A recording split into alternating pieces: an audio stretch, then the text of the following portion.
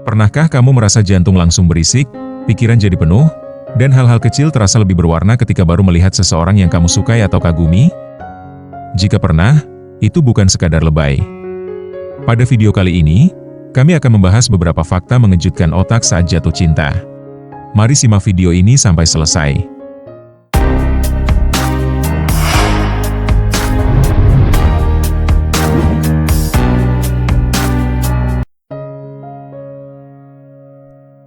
Pernah tidak kamu bertanya-tanya, sebenarnya apa yang terjadi di otak saat kita jatuh cinta? Mengapa tiba-tiba seseorang bisa terasa spesial sekali, bikin kita senyum sendiri, dan membuat hari yang biasa saja mendadak jadi penuh warna?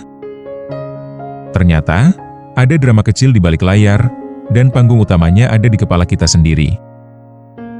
Jatuh cinta bukan cuma urusan hati. Otak bekerja seperti sutradara yang mengatur sensasi deg-degan, pikiran yang susah fokus, sampai keinginan untuk terus mencari kabar orang itu. Di saat yang sama, otak juga bisa memelintir cara kita menilai kenyataan, membuat hal-hal kecil terlihat istimewa, bahkan membuat kita jadi lebih berani mengambil keputusan yang biasanya kita pikir dua kali. Yang mengejutkan, perubahan ini bukan sekadar perasaan abstrak. Ada reaksi kimia dan pola aktivitas otak yang dapat memengaruhi cara kita makan, tidur, mengingat, dan memandang diri sendiri. Itulah sebabnya cinta bisa terasa seperti energi ekstra, tapi juga bisa terasa seperti kecanduan yang bikin susah lepas dari notifikasi.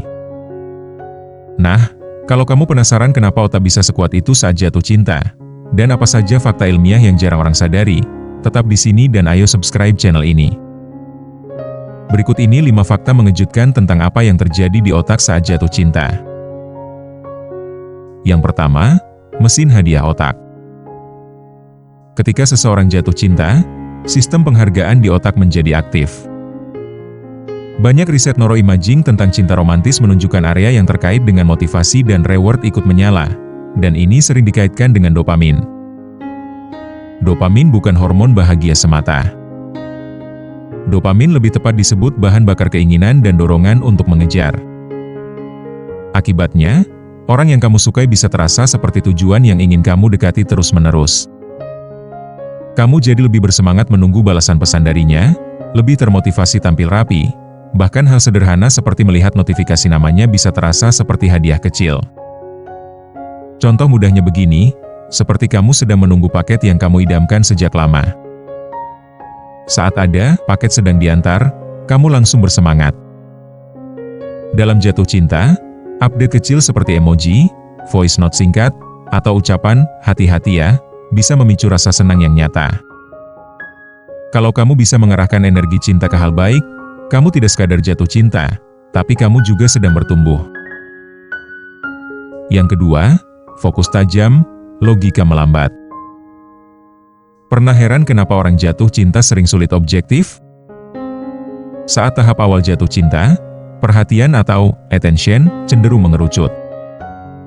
Otak memilih memprioritaskan informasi tentang si dia dan menyaring hal lain. Inilah alasan kamu bisa kepikiran terus, bahkan ketika sedang belajar atau bekerja. Dalam beberapa referensi populer, kondisi ini juga dikaitkan dengan perubahan cara otak menilai risiko dan kekurangan. Bukan berarti logika hilang, tetapi filter kritis bisa melemah sementara karena otak sedang sibuk membangun ikatan dan makna. Permisalan sederhana, seperti saat kamu membeli barang yang sudah lama kamu incar. Kamu fokus pada kelebihannya, sementara kekurangannya terlihat kecil. Setelah beberapa waktu, barulah kamu bisa menilai dengan lebih seimbang. Ingat, cinta yang sehat bukan menutup mata, tetapi belajar melihat dengan hati yang tenang. Yang ketiga, istilah kupu-kupu di perut. Gejala seperti telapak tangan berkeringat, jantung berdebar, sulit tidur, atau sulit makan sering muncul di awal jatuh cinta. Ini tidaklah aneh, karena otak mengaktifkan respons tubuh yang mirip dengan kondisi tegang sekaligus antusias. Dalam beberapa penjelasan psikologi fisiologis, ini terkait kerja sistem saraf otonom dan hormon stres seperti kortisol. Menariknya, sensasi ini bisa terasa campur aduk, yakni terasa menyenangkan, tapi juga bikin gugup. Otak membaca situasi penting dan mengirim sinyal ke tubuh untuk siaga. Makanya kamu bisa merasa super berenergi di satu waktu, lalu mendadak overthinking di waktu yang lain. Contohnya, menjelang bertemu orang yang kamu suka, kamu bisa bolak-balik ke kamar mandi, memilih pakaian berulang, atau latihan kalimat pembuka. Itu bukanlah dramatis, tapi itu otak sedang mempersiapkan momen bernilai tinggi. Ingat, gugup bukan tanda kamu lemah, tapi itu tanda kamu peduli. Yang keempat, kenangan kecil terasa spesial. Ketika seseorang jatuh cinta, otak seseorang tidak hanya merasakan emosi saja. Otak juga menyusun narasi, yakni menghubungkan momen-momen kecil menjadi cerita yang bermakna. Lagu biasa bisa jadi lagu kita, tempat sederhana bisa terasa seperti lokasi yang sangat penting, bahkan chat singkat pun bisa kamu simpan lama di ponsel. Ini berhubungan dengan cara otak memproses memori dan emosi. Ketika emosi kuat hadir, memori cenderung lebih mudah menempel. Karena itu, hal-hal kecil yang kamu alami bersama seseorang bisa terasa lebih besar daripada ukuran sebenarnya. Misalnya, seperti foto biasa yang mendadak jadi berharga karena ada orang penting di dalamnya. Nilainya bukan pada fotonya, tetapi pada makna yang otak sematkan. Ingat, momen kecil bisa jadi besar ketika kamu hadir sepenuhnya. Yang kelima, attachment, aman versus cemas. Setelah fase api awal mereda, cinta yang bertahan biasanya bergerak ke arah keterikatan yang lebih stabil.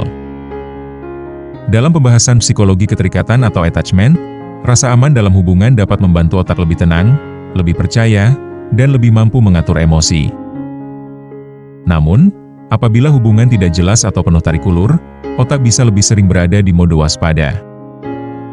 Kamu jadi lebih mudah cemas, lebih sensitif pada tanda-tanda kecil, dan merasa butuh kepastian terus-menerus. Ini bukan karena kamu kurang kuat, tapi karena otak otomatis sedang mencari rasa aman. Contohnya, apabila seseorang konsisten, kamu cenderung fokus pada hidupmu juga. Tetapi bila balas chatnya tidak menentu dan sering menghilang tiba-tiba, kamu mungkin jadi sulit konsentrasi, mengecek ponsel berkali-kali, dan menebak-nebak maksudnya. Ingat, cinta yang dewasa tidak membuatmu kehilangan diri, namun cinta yang dewasa membuatmu merasa aman untuk menjadi diri.